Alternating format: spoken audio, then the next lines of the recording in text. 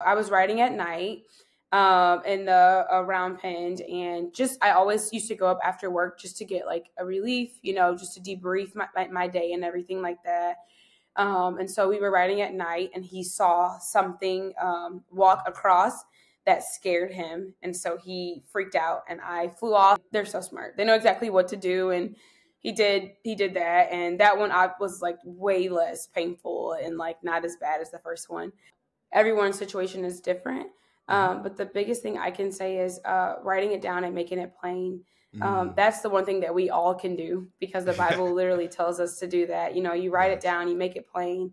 And so that's one thing that I've always done, even as a little girl. Like, I used to be overweight when I was a little girl, and I would write down, Lord, I want to wear a specific size of jeans, and I'm slim, and I'm this, and I'm that. Wow. And of course, like, faith without works is dead, right? I can't just write this down and not do anything about it. But I know that, if it meant something to me, then it meant something to God. Yeah. And so I would write down every little detail of my life that I felt like, that I cared about, or that I wanted to see change, because I knew that I could pray about it and God would also care about that. Turn this up, turn this up. Your professional development is one of the keys to your career success. When you combine your desire to grow with actionable steps, your journey to success becomes an incredible reality. Hi, I'm Paul Horanby, and welcome to IncrediPaul Leadership, where we learn how to become the most incredible versions of ourselves by learning from each other. Today, I have the honor of having Nyshaun Harvey on the show. She's a 26-year-old serial entrepreneur from St. Louis, Missouri, and she is currently the proprietor. I can't talk right now. She's currently the proprietor of Latte Lounge and the Kingdom Kids Learning Center. So I know that's just a couple of things. I know you have a lot of stuff, other stuff going on, but Nyshaun, introduce yourself the way you would do it. Yes, Paul, I'm so happy to be here tonight. My name is Nyshaun Harvey. As Paul said, I'm a 26-year-old serial entrepreneur born and raised out of St. Louis, Missouri. My overall mission and goal is to help people become the best version of themselves, also while learning more about Christ. And so my biggest thing is definitely always highlighting that I wouldn't be where I am and couldn't do what I do if it wasn't for God. That's really powerful. That it all comes down to your relationship with God and making people the best versions of yourself. So like I resonate with that. Like I started talking about making people the most incredible versions. What was the moment that you had that mission, or was that really something that you kind of always had and then kind of came to words later? I think growing up in a household, that's literally what my sister and I saw. We saw entrepreneurship, but we also saw just the heart to give back, the heart for the youth, the heart for inner city schools and things like that. That's something that my parents were really big on, giving back to the community. They would take us in the car and take us downtown to feed the homeless. There were times where they would have to sit down and have a conversation with us about giving up our Christmas to bless other families so that their kids could experience Christmas. And so definitely it's something that my parents set the standard for at a young age, or necessarily, at the time might not have made the most sense. But looking back now, it's definitely impacted my life and how I give back and how I see the community.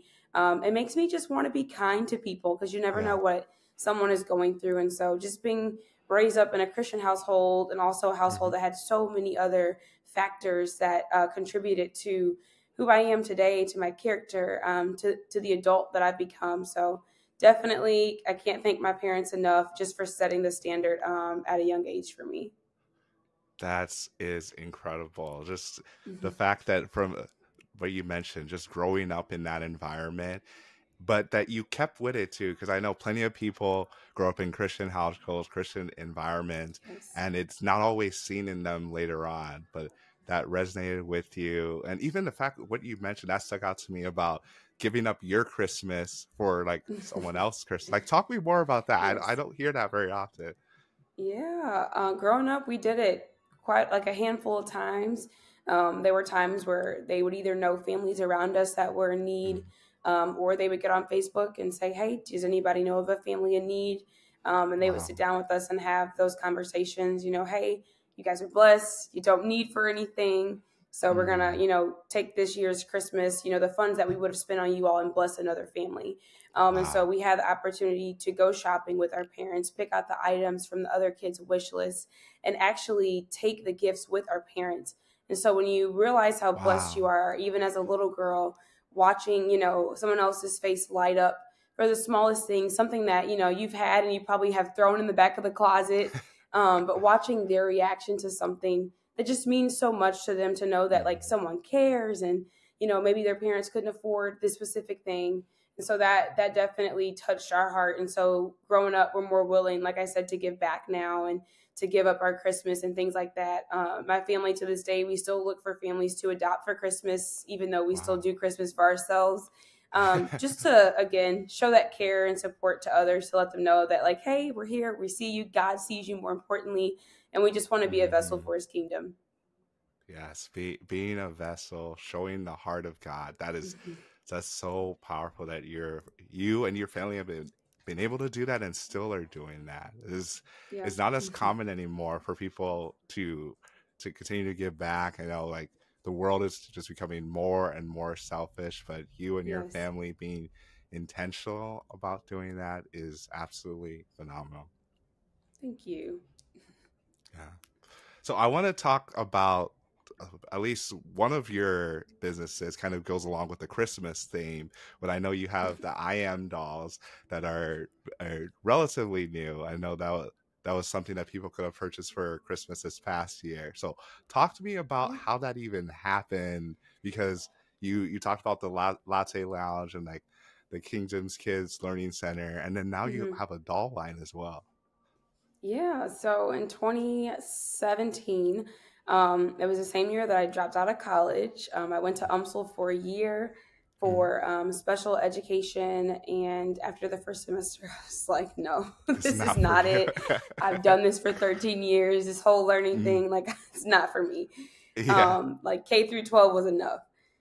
So I told my parents, I'm not going back to college, and at first I was a little nervous because my mom was all about, us being my sister and I being the two that like break generational curses and like just set a new tone for my family. And so it was that really hard expectation of you're going to college and you're getting a degree, and my sister went to college and she was doing great. And I went to college and I was like, nope, this is not for me. So having that conversation went better than I expected. I expected, a little bit of like, I want you to finish college kind of thing. But also, like I said, they're entrepreneurs. So they definitely understand that whole mindset of like not working for anyone and like not needing a degree to be successful and things like that. So I dropped out of college and I opened up Kingdom Kids Learning Center at 19 years old. At 19? I did. Wow. Okay. Yes. So in that whole process of dropping out of college, I realized just even growing up how important the words that we spoke were. Of course, being a Christian, based household had a lot to do with that. Are you looking for a place to continue to grow and develop, especially in your leadership? How about connecting with others who feel the same way? Hi, I'm Paul Ferrandi, aka IncrediPaul, and I've got great news for you. The IncrediPaul community is for people who desire to become the most incredible versions of themselves. The community is for individuals who are goal-driven and action-oriented. This community is dedicated to leadership and personal growth, especially in going deeper in your career, starting a business, or developing a business. Join me in becoming the most incredible version of yourself. Go to IncrediPaul.org/community to join the waitlist and sign up. IncrediPaul.org/community. Join the waitlist. I can't wait to see you there. But also just looking at other kids like in middle school and high school that still didn't know like what affirmations were and didn't understand how powerful words actually were that they were speaking. They would, it was the whole thing. And so when I realized that, I was like, wow, this is really unheard of. So what better way, for me to catch the generations to come other than opening up a childcare facility, as well as writing this book that'll cater directly to this age group. Okay. Which that toddler elementary age is kind of the age I was going for the book, because it's like a cartoons and things like that. And the book is just literally filled with affirmations. And so I published that book in 2017. Wow. So that's And the then same year you started the business too. yes. Wow. Yes. When I dropped out, I was like, okay, it has to make sense. So I need to get to work. So that's literally what I did. And so I published the book, and it was for girls, and I figured I couldn't be biased. So I created a guys edition in honor of my late father. And that one's filled with affirmations as well. And I say all of that to say, at the time I had a goal to launch my own doll line. Growing up, I wanted an American Girl doll so badly, and my mom refused to spend $100+ on this 18-inch vinyl doll. And I was like, okay, whatever. So as I get older, now God is giving me an idea to achieve something that I couldn't get as a little girl, but not only achieve it for me, but to impact and change lives through him. And so the I Am doll line is an extension to the I Am books. On the back of the box, we have the affirmations and everything like that. And it is an 18-inch vinyl doll, the very thing that I wanted as a little girl. Yes, there you go. Yeah, so it's just full circle. And all of it, again, is just the two of the most powerful words is I am. And we have the power to speak, what happens in our life. If you think that you can or you can't do something, that's what my mom always told me. You're right either way. So I feel like setting the standard in a kid at a young age will definitely make a difference in their life. Absolutely. Affirmations are so important. And then I know even as an adult, we learn about it more, but how much more so as a child growing up that it just becomes more of your lifestyle, that God was able to use you to do this. And I think it's really funny that you mentioned the American doll. So I have a little sister, and same thing. She wanted the dolls, did not get. I think she got it later on. She was the youngest, so she ended up getting whatever she wanted. But at the beginning, she did not get it. So eventually she got it. But I think it's really funny how when you were younger, you weren't able to get it, but then you ended up creating your own doll line. This, like you were very specific about like the 18-inch doll, vinyl doll. And it's just funny how God works. I love that story. Yeah. I'm like, God, you have a sense of humor, right? Like, yes, I wanted this so badly. And then he, brings it back full circle, and it's just a blessing. And then when I see, the children that received one for Christmas from their moms and dads, just their reaction, and to just be a part of that, and to know that it's not just an ordinary doll. It's not just an American Girl doll, but it's a doll with impact, a doll that's been prayed over, a doll that has affirmations, a doll that has meaning to it. And so that has definitely, it's just been rewarding. And I'm like, okay, God, I'm okay. I didn't get that American Girl doll when I was little. Yes. A lot of it intention. Yeah, I definitely agree. I definitely believe God has a sense of humor, because just throughout life, like for what you said in your story, like personally, when I see the way he's worked stuff out, I'm just like, God, like, you're just up there making me laugh. It's like, or not, right? Or not. Yeah, that's also true. They're not always laughing moments. They're the sad moments, and the moments are like, come on, God, what's going on? Yeah. But yeah, in the end, it all works together for his good and glory. Yeah, always. Yeah. So I know we talked about the I Am dolls, but I think that when we were briefly talking about it before we got on, that's kind of one of the newest things you've been doing. Like you mentioned at the beginning, you're a serial entrepreneur. So you've been doing this for a while. You've been in the game since 2017. It is phenomenal. Yes. So yeah, kind of walk me through your journey from like how I know you mentioned that the Kingdom Kids, you had the I Am doll books, and walk me through like in between, like then and now. Yeah. So 2017, Kingdom Kids started. We started off in a small home daycare. With one kid. It was literally me and my grandma, and I had one kid. I had a house full of utilities and one kid, and I was like, Lord, I dropped out of college, So luckily on the weekends, I was still working for my mom's business. She owned home health care at the time. So I was able to use my funds from working with my mom to kind of pay for what I needed to pay for starting out. But when I opened up Kingdom Kids, it was kind of like that same mission that I talked about earlier of just catching that generation where they were, instilling self-worth in them and kind of training them up to be, you know, world changers and generational curse breakers. And so when the word got out that we were a faith-based facility, I couldn't like even keep up with our waiting list. It got insane so quickly. I was only allowed to have 10 kids in this home daycare that I had. And my waiting list was literally like, it was insane. And it became so overwhelming that I opened up a second home daycare that my sister ran for me. And so at this point I had 20 children. And I still had a really big waiting list. And so after all of that, my dog is really having a fit right now. You're just supposed to be part of the show. Right.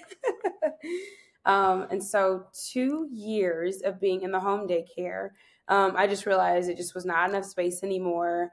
I wanted to be in a different area. I wanted room for more. And so we moved to the Florissant area. So I was able to get an actual commercial space in Florissant, right off of North Lindbergh, which is a very high traffic area. So I was able to service the children that I had and even accept some kids that were on my waiting list. After being in Florissant for about 1.5 years or so, a space came available next door to the daycare. And my mom was like, this is perfect.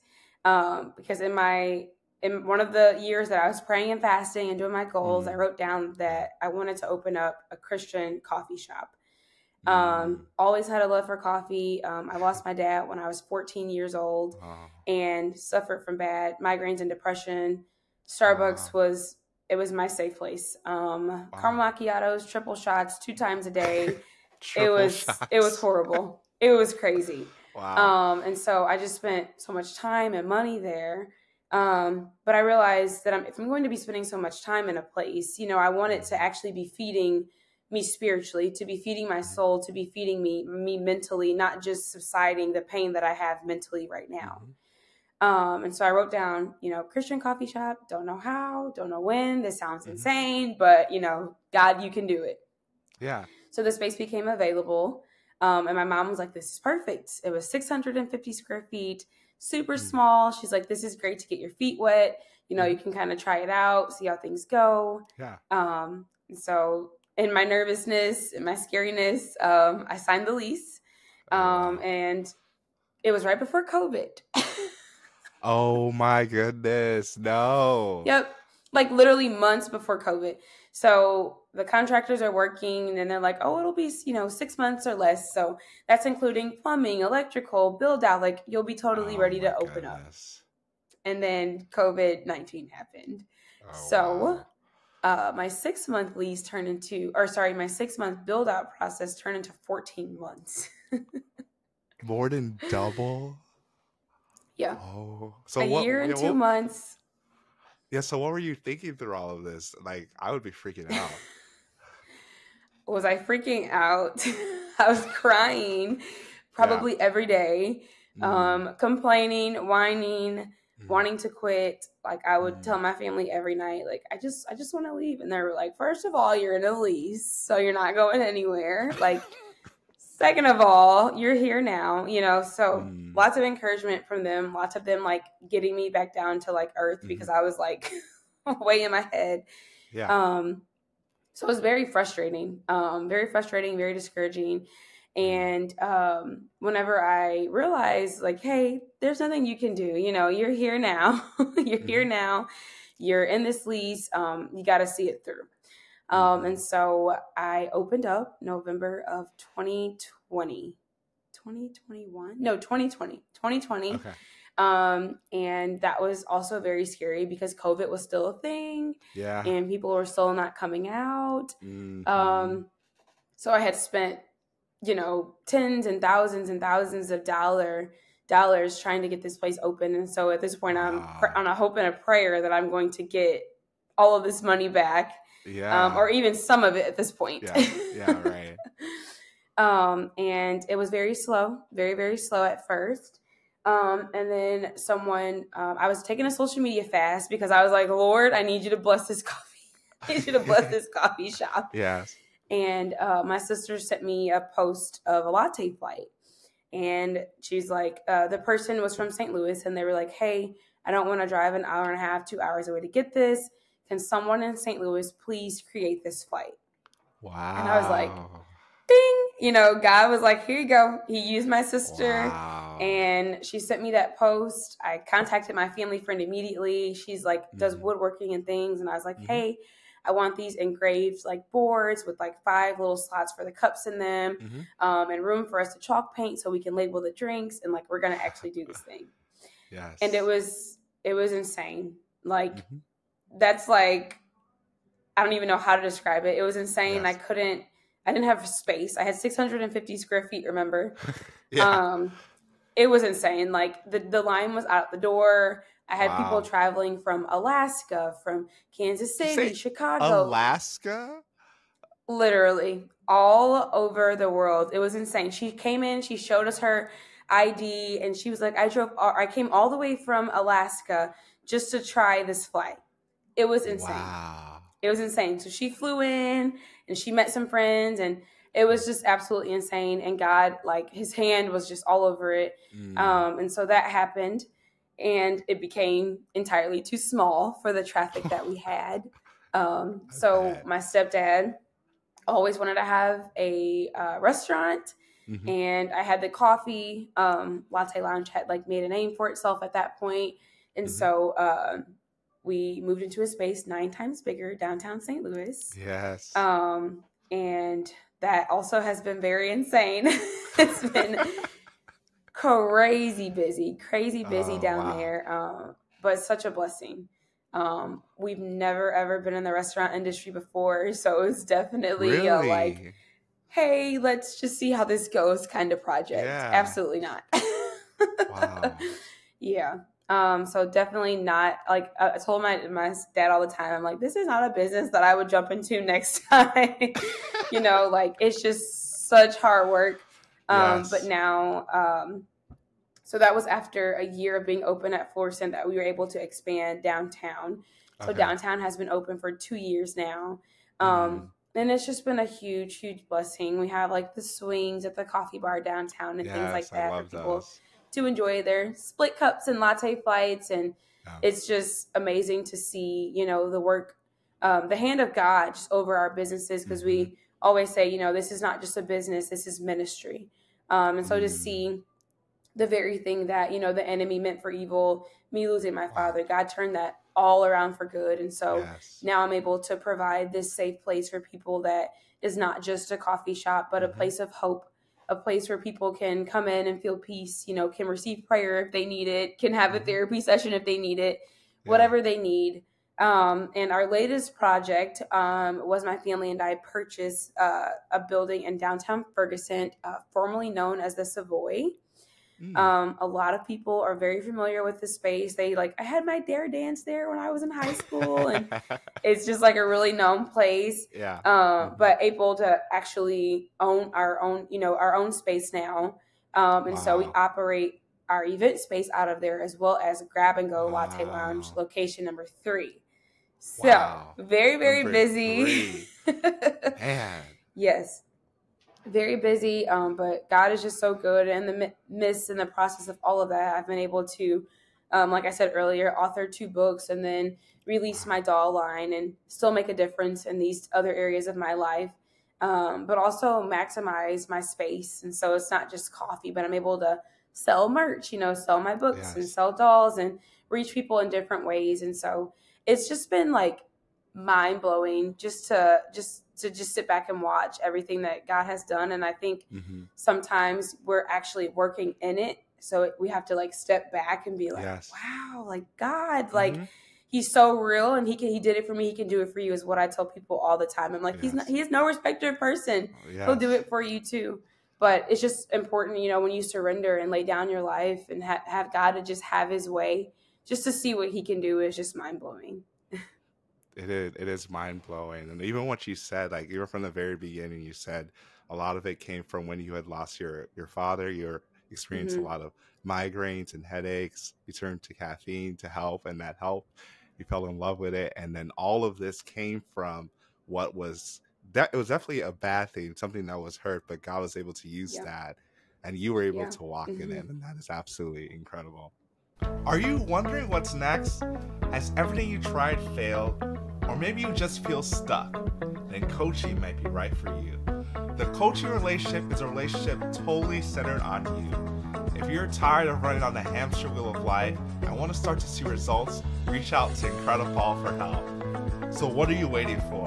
Go to IncrediPaul.org/coaching, IncrediPaul.org/coaching, or at I am IncrediPaul on all my socials. Or you can click the link in the bio for your free coaching session. I want to make sure you become the most incredible version of yourself. At that time, obviously at the age of 14, that's not my thought process at all. 2 years of depression and grief and just experiencing all of that. And like I said, I can't thank God enough I always say I have 3 parents, my other 2 parents that are still living. But my mom for just being a prayer warrior. And after so long, she's like, okay, I understand, but it's time to get up.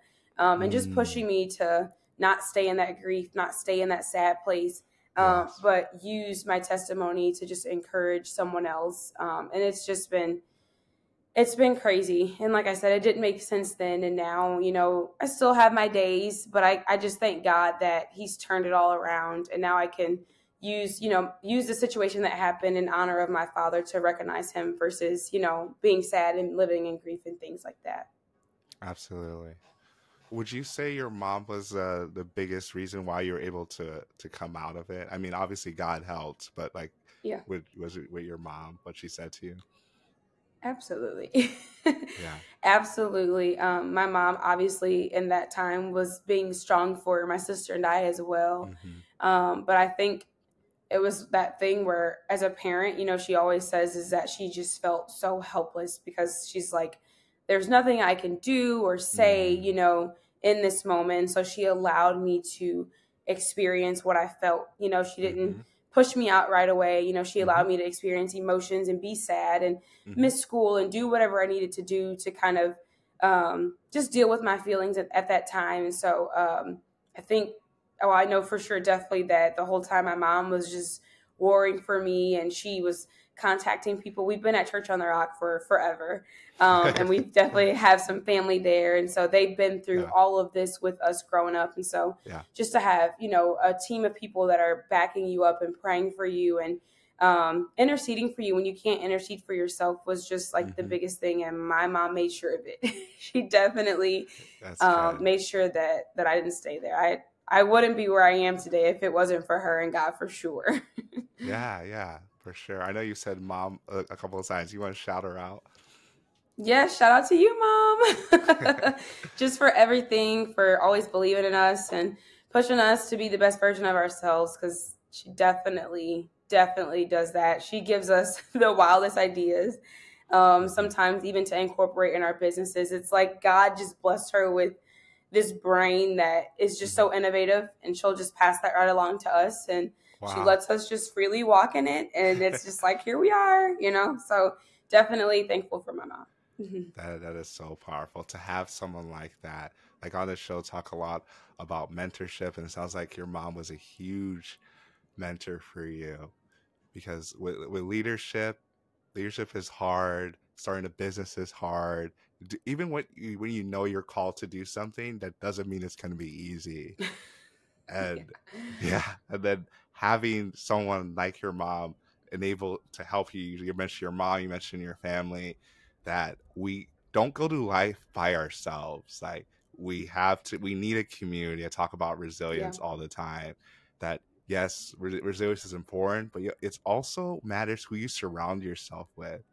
Because I would imagine that if you had people around you that were not uplifting, or not speaking life into you, yes, you might have been able to come out of it, but it would probably have been much harder and might have taken much longer if it ever happened. Yeah, absolutely. I've definitely even witnessed people around me who have experienced loss in different areas and things like that. And I've, had to be that person for someone else because they didn't have anyone else to pull them out of that. So definitely, definitely important who you surround yourself with, like every single day, not just, on Sundays or on Wednesdays, but your circle every single day, making sure that somebody is like encouraging you, important to you, and holding you accountable. Because we literally can't do life alone, and God didn't put us here to do life alone. So definitely, I agree with that 100%. Yes. Cannot do life alone. Couldn't have said it better myself. Yeah. So I know you talked about your businesses, you talked about mentorship, and I know you help a lot of people just from sharing your testimony. What, like, I'm sure someone on that's listening probably resonates with your story, whether it's what you mentioned that you dropped out of college to pursue your business or experiencing loss. What would you tell someone that maybe is a little bit unsure? They have a dream, but they're kind of unsure about what the next step should be. What would you tell them? I think the first thing for me, and I think that everyone's situation is different. But the biggest thing I can say is writing it down and making it plain. That's the one thing that we all can do because the Bible literally tells us to do that. You write it down, you make it plain. And so that's one thing that I've always, always done, even as a little girl. Like, I used to be overweight when I was a little girl, and I would write down, Lord, I want to wear a specific size of jeans, and I'm slim, and I'm this, and I'm that. Wow. And of course, faith without works is dead, right? I can't just write this down and not do anything about it. But I know that, if it meant something to me, then it meant something to God. Yeah. And so I would write down every little detail of my life that I felt like, that I cared about or that I wanted to see change, because I knew that I could pray about it and God would also care about that. And so every dream that I've ever accomplished, everything that I've ever done, I've always written it down. I'll write it down, and I'll always go back to the year that I wrote it down at, and I'll put in parentheses the year that God has brought whatever it is to completion. Wow. And I think that it's good to do that because sometimes we can forget what God has done. We can go on with our life and be having a moment, and you forget that, God helped you pay your mortgage last month, or He got food on your table a week before that, or, it's not even these super huge accomplishments. It's the simple things that are not simple things that we take for granted every single day. And so writing it down and making it plain, but also finding your why. A lot of people go into entrepreneurship or really anything for money. And I know that you'll get burnt out very quickly doing things for the wrong reasons, doing things for money. You'll want to quit. You'll want to give up. You'll be very unhappy. But finding your why, there's so many different businesses, jobs. There's so many different things out here that are the same. And so you have to find that little niche that makes you different. So your why, who are you trying to impact? Who are you trying to reach?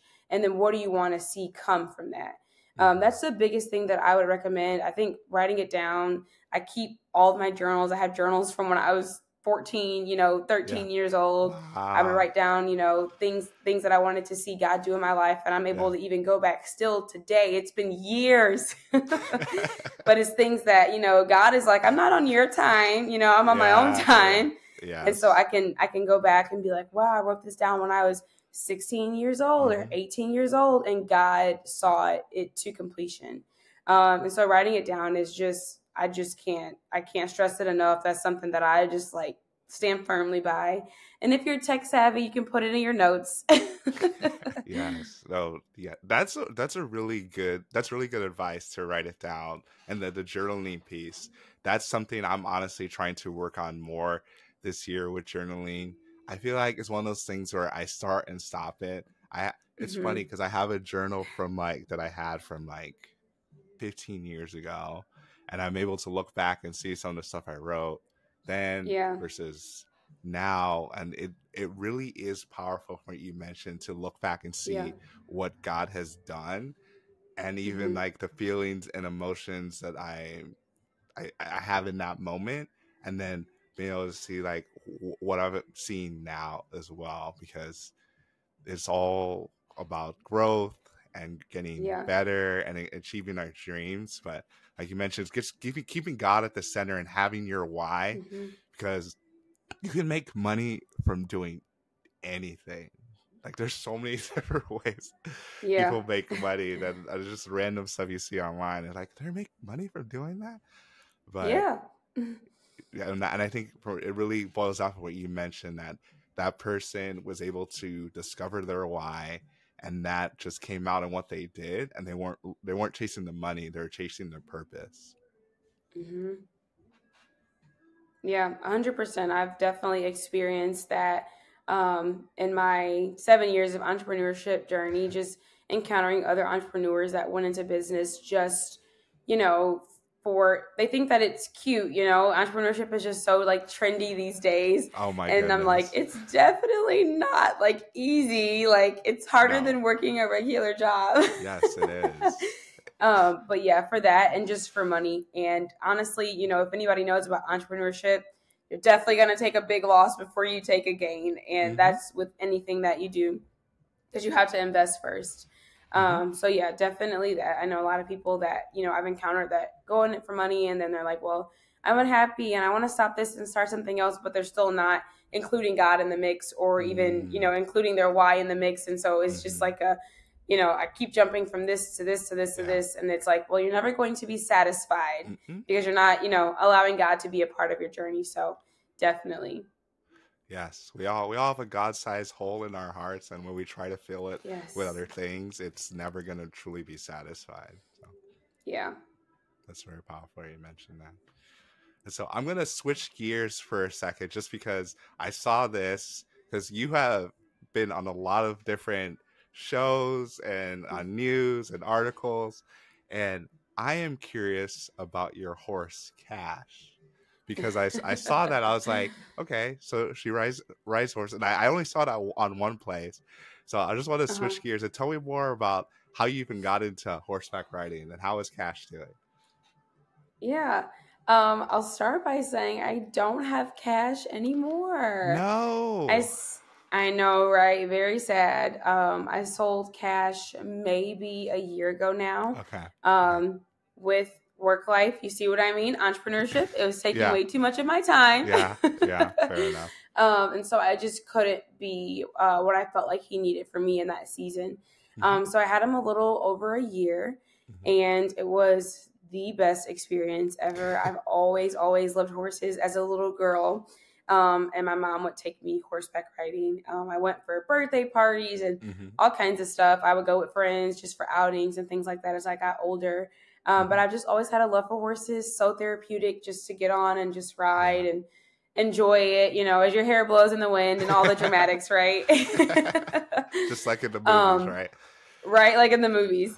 So yes, to have my very own horse was definitely an experience. My mom and pop surprised me with the horse for my birthday one year. And it was like the best birthday present ever. Wow. And so it was very amazing, but I had no knowledge of how to I knew how to ride a horse, but I didn't know how to take care of a horse. Oh man. So exactly. So luckily, he was at a stable and where the owners were super nice and very hands-on. So I was able to learn a lot from them, and I learned a lot in the year that I've had him being with him. I was bucked off twice. Really? It was a whole thing. Yes. Oh no! So what were the circumstances of this? Was this earlier on, or kind of the later stages when you had? This is actually the later stages. Really? So yeah, the later stages that I had him. The first incident was I was riding at night in the round pen, and I always used to go up after work just to get a relief, just to debrief my day and everything like that. And so we were riding at night, and he saw something walk across that scared him, and so he freaked out, and I flew off. I had to get rushed to the ER. It was horrible. Wow, this is serious. Horrible. my head was busted open, and No. it was, and I've heard some really horror stories of people being like paralyzed or breaking their neck. And so like my little gash on my head, like it was painful, but I thank God that like it wasn't worse than that, because I've heard some stories. But yes, that was one incident. Another incident, horses, they're like toddlers, honestly. And so they have really, really good days. And then they have days where they just are not in the mood. So this day in particular, he just was not in a great mood. And I was riding and he was just like, well, I'm done. Wow. He just said, nope, yes, get off. Yeah. He's like, nope, I'm done. And they know exactly, they're so smart. They know exactly what to do. And he did that, and that one was like way less painful and like not as bad as the first one. But yes, it was definitely a learning experience, a growing experience. It was very rewarding. But as I mentioned earlier, work was just it became way too time consuming for me with opening up the coffee shop as well as the childcare. Yeah.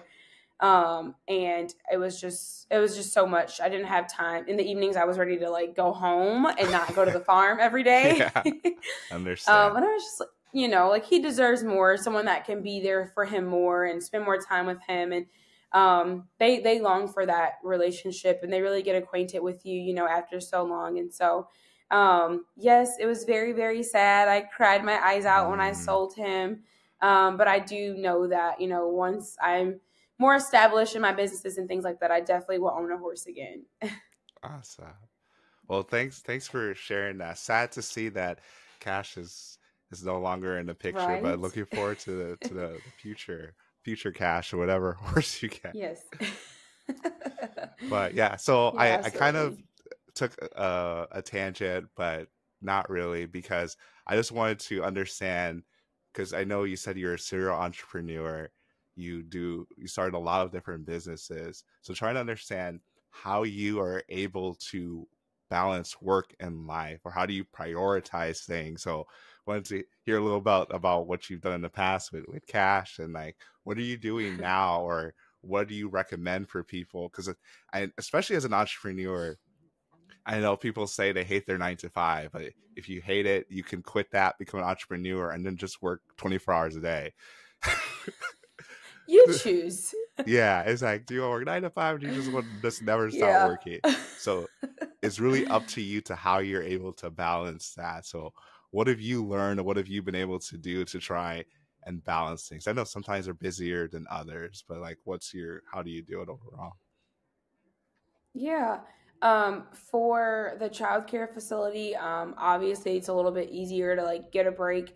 And then it might be for the coffee shop, because we have holidays and spring breaks, summer breaks, things like that. And so those are definitely great times where I'll just get away out of the state and don't look back. I'm just kidding. Yeah. Don't look back. Bye. Right. Don't look back. Going on vacation with my family and things like that. Nice. But not even when it's those times where I can't get away and I absolutely just need a moment to just debrief, to have a self-care day or whatever. My childcare facility is where I spend most of my time at, even today. I'm very blessed to have a great team at Latte Lounge, Florissant, Ferguson, and LLHG downtown. Yeah. And so that's a location that we don't have to be at, or I don't have to be at every single day, overseeing, micromanaging, because the team has been trained and they've been built up to do, what needs to be done whenever we're not around. The downtown location, my pops and I partner on, which is a lot larger, like I said. And so it requires a whole lot more. We have about 15 employees downtown alone. It's a lot. But they are able to hold down the fort when we can't be there. And so that's a huge blessing. But on those days where I feel like I absolutely just need a break, I'll definitely either just come home and, watch a show that makes me laugh. That's like something that definitely always makes my day better. Or going to get like a massage, or going to the nail salon or the hair salon, things like that. That'll just kind of make you forget that you had a bad day at work today, or that business was slow that day, or whatever. But those are things that I do. I would love to say that I like read books and things like that, but I am not a big reader. I'm more of a podcast girl. There Right. you go. So I definitely will listen to different sermons or podcasts and things like that, just to spiritually be intact and mentally like renew my mind. So those are some of the things that I do for like self-care and just getting a moment to just debrief. Yeah, self-care is so important. And I think what you mentioned is really important too, as far as how you do your self-care, because not everyone does self-care the same way. And there's a reason why the first Yeah. word self is like, how do you do your self-care? It's really easy to look at what everyone else is doing. It's like, okay, if I want to do self-care, I need to be doing this. I need to be doing that. But like you mentioned, like maybe you're not into reading books. You can do Yeah. podcasts. I think that's just as good knowledge and resource you can get from podcasts through sermons, or if you want to go the audiobook route as well. But just understanding yourself so that you can take care of it. Yeah. Yeah, that's so true. And I couldn't agree more. With social media the last couple of years, I probably since COVID, I feel like everything is like, it has to be done, this way, everything is just like labeled or like, it's itemized. It has to be, this is what self-care looks like for me. And it's like, Yes. well, I'm not you. And so everybody, like you said, everyone's self-care looks totally different. Some people, want to go for a run. That's not my self-care. It's not mine either. But right. So it's like totally up to each individual person. But, when you learn yourself more, you'll know exactly what works for you. And I can honestly say that on some days, self-care might feel like a task for me if I'm not in the, in a space where I need to go to the nail salon or something that feels like a task for me. And so every day it might even look different for you, what self-care looks like for you in that season as well. So that's important for people to know as well. Absolutely. Just being patient with learning about yourself. It's a lot of emotional intelligence, which is something that I've been learning a lot more about. It goes a lot into leadership. And I know you said you are a leader of multiple different teams, and like it shows your leadership that you're able to take a step back and still have everything run. Because I think it's funny to say, but a lot of people who are micromanagers think that it's a good thing if they have to be there and nothing can run if they're not there. But they don't realize that you're undercutting your team. You're not allowing people to perform to their full strength when you're doing everything. So have you always kind of been like this in your leadership? Or was there any kind of sort of development or something you noticed like, hey, I need to like shift how I'm leading people? Yes, I definitely, I'll say it started with Kingdom Kids. Okay. I would have a full team of teachers and I just could not leave the facility. I felt like I need to be here, especially in a setting like that where I'm like, we're responsible for babies, we're responsible for their lives, anything could happen. And so I wasn't fully releasing that business back to God. I was trying to control it myself, which was causing me stress mentally, stress on my body. And I literally had an amazing team that would literally do anything for the children in the facility, just like I would. And so it took me a minute to have that difficult conversation with myself and be like, hey, you're actually micromanaging. You're actually not releasing this to God. You actually don't trust God like you say you do with this business. And I was like, okay, ouch, but this is true. So let me take my hands off. And so being able to just trusting that I've trained people up in the mission, the way of Kingdom Kids, that, I knew that they would do it the way that they were trained to do. I had to just release and trust that I did a good job at that. And so I eventually took my hands off and I was able to be free. And I was like, oh, this is what freedom feels like again. The daycare was open right from 6 a.m. to 6 p.m. And I would be there like almost all 12 hours every day just because I couldn't release the business. Craziness. Yeah. And when I took my hands off, I was able to have full days of doing whatever I wanted to do because I had a team in place. And then the same thing kind of happened with our downtown location. Florissant, not so much, because I was right next door at the daycare. So I could kind of go back and forth, right? Yeah. If I needed to. But downtown location was very, very hard. It was hard to just release it because it was so big. The biggest location that I've ever, been a part of. And so the biggest team I've ever managed. And so to just trust that, we've never done this before. We've never owned a restaurant before. I've owned a daycare, I've owned a coffee shop, but this is totally different. And so to just, even when you think that you've like trained them up and things like that. So just being like very, very hands-on at that location was crazy. So it probably took us up until maybe about 6 months ago to fully release or even feel comfortable to the point where we're like, okay, we don't need to be there anymore. And we've been open for 2 years now. So just about 6 months of freedom of not having to be there, of not having to be there every day and realizing that, okay, the team that you have they've all been here since you've opened this business, or at least for a year now. Yeah. So they know exactly what's expected of them, and things like that. And so it's definitely, it can definitely be tough at first, especially when you're getting to know new people that you've added to your team and things like that. But the biggest thing, like I said, is just releasing it to God and trusting that he'll do, that he's got it covered, because it's like he blessed you with this in the first place. Now we got to give it back to him. Yes. The trusting God. It's easier said than done. I think we all we all go through our moments. I feel like I go through my moments like multiple times a day. Yeah, right. Yeah, definitely learning.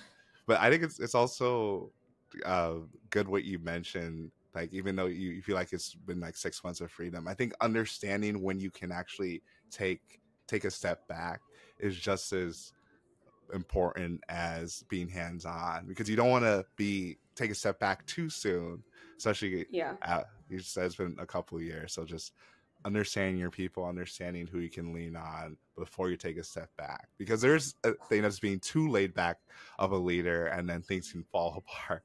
So you need that balance. Yeah, definitely. And it's hard to find that balance sometimes, right? Because you want to be relational with your staff, but like not too relational. Yeah. And then train them up all at the same time. So it's definitely a hard balance. But you know when it's time to kind of release and let go. So yeah, 100%. For sure. Well, we're about out of time, but I want to make sure if there's anything that we haven't talked about, either you personally or your business, or just to share with the audience, that before we go, you can talk about it. Yeah. The only thing I want to share and say to encourage someone else is go for it.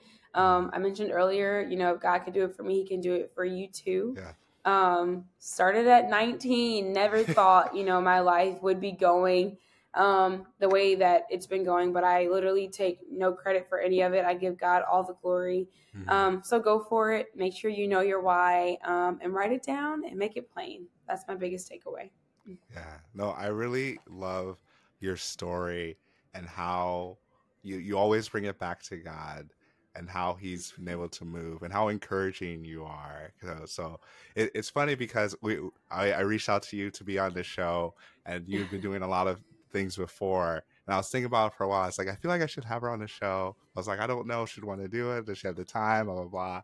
I finally did it. We had a conversation, and I just know this is going to bless someone just from resonating from what you have to say, with your story, from what you mentioned, like at 19, that you mentioned that school wasn't working out, that you felt that maybe you might have been a disappointment to your parents, not necessarily sure how they're going to take it. They took it better than you thought. And then you just went full force in. Like, I don't know how you did it, like starting a daycare, publishing books, like at 19 as well. When at 19, I feel like I was still trying to figure out what I wanted for lunch sometimes, even still now. So thank you for being on the show and sharing your story. Truly incredible story. And you are the model of what it means to be incredible. And for everyone listening, definitely connect with Nyshaun. If you can share how people can stay connected with you. Yeah, so we are on all social media platforms, Latte Lounge.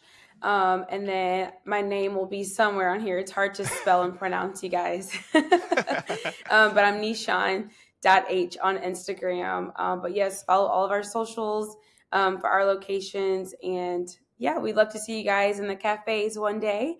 And thank you so much for just having me on the show. It's such an honor and a privilege. I think people think that I'm busier than I really am. So I thank you for reaching out anyways. I definitely am happy that I was able to be on the show. I'm honored, actually. I'm happy to have you. And I would say you're probably just as busy as we think you are. You just find the time to move things around. Yeah. But for those of you listening, you can go to the show notes. For those of you watching, you already saw the socials come across the screen. But thank you for listening or watching, for supporting this podcast so that you can truly be incredible. Be sure to rate and review this podcast on your favorite podcast listening platform. We'll see you here next time. And be incredible. Incredible.